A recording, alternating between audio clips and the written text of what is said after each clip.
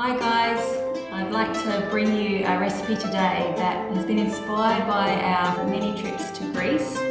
Greece would have to be one of our favourite places in the world. We love the people, we love the culture, we love the food, some of the best food we've had ever travelling. So today I'm going to make a version of spanakopita. Of course, it's a traditional Greek dish. It's usually a phyllo pie filled with spinach and feta cheese. Today I'm not going to make a pie with phyllo pastry. I'm going to make some little pastries that you could eat as a snack or a light meal, or that you could take to a party. Now of course traditionally you'd use spinach for this recipe, but I'm fortunate enough to have a beautiful vegetable patch with some beautiful fresh silver beet growing. I actually really love this vegetable, so I'm going to use silver beet in the recipe today.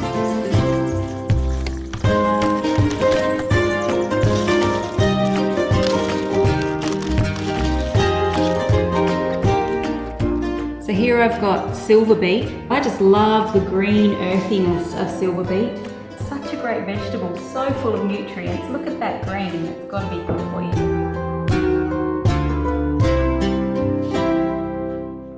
So first of all, I've got 2 medium onions here, and I've sliced them with like a half circle. I've also got 3 cloves of garlic that I've chopped. I'm just going to fry them off in, again, a little bit of this local extra virgin olive oil. This stuff is amazing, I love it. Plenty of olive oil, don't skimp on it. So we're just going to gently fry the onion and garlic off until it really softens and cooks down. It's going to take a little bit of time, but that's okay. And now you can see that the onion and the garlic have cooked down and they're just starting to caramelise. So now it's time to go in with the silver beet. Just been washed and de-stemmed and chopped.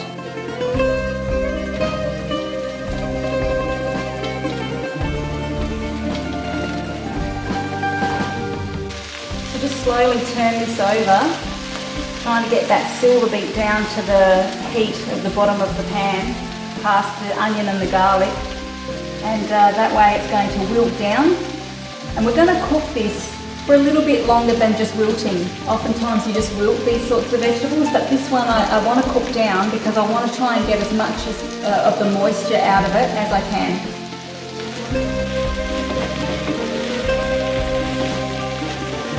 So you can see I've cooked this right down. If you come a little bit closer, you can see there's about no moisture left in the bottom. It's just really a little bit of oil that's in there now. So what we'll do with that now, take it off the heat, and we're going to let it cool down. You want it to be room temperature, so put it aside and wait. Now our spinach and onion mixture has cooled down to room temperature. We're going to add in the rest of the filling ingredients. First of all, 1 egg, just to bind the mixture all together and help it to hold.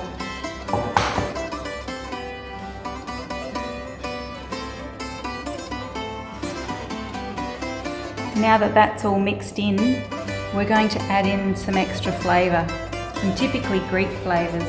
Obviously dill is the typical one that's used in this dish, but the influence that I've received from some of the Greek women that I've met and swapping recipes, they tend to like a lot of oregano and mint. And I just love the mixture of those flavours in this dish, so that's what I like to use. So I've got a whole bunch of mint that's been roughly chopped, and a whole bunch of oregano that's been roughly chopped also. The other thing that of course is really important is the feta cheese, 200 grams of Greek feta. And for a bit of extra flavour, I like to use parmesan. I've got about 50 grams of parmesan here. You could definitely use grated parmesan, but I've just finely chopped some off of a block. And now we just mix it all together.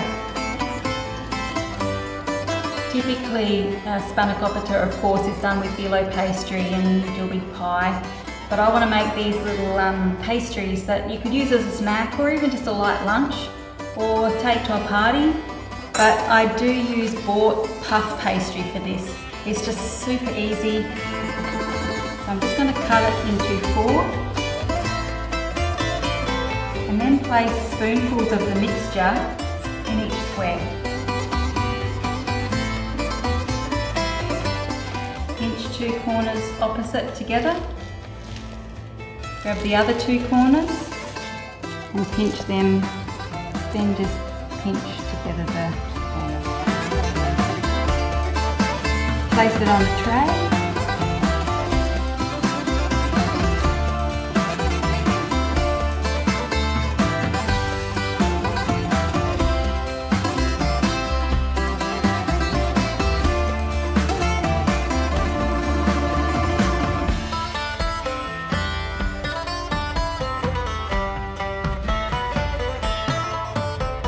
Typically this mixture will fill about 3 sheets of puff pastry if you do it like this. We just want to make an egg wash to coat the top of these pastries before we bake them. It's going to give them a really beautiful golden colour. They're going to look so tasty, people are not going to want to stop putting them in their mouths. So I've got just a little bit of milk and I'm just going to add an egg and whisk it through.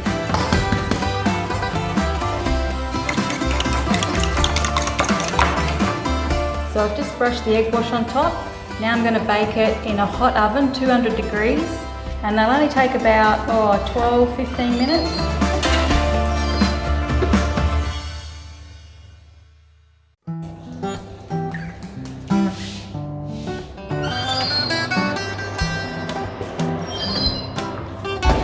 Look at those beauties.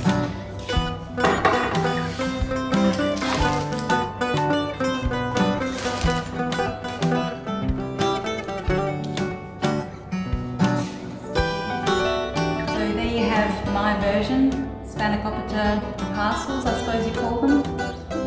Okay, the proof is in the taste, so let's see what they taste like.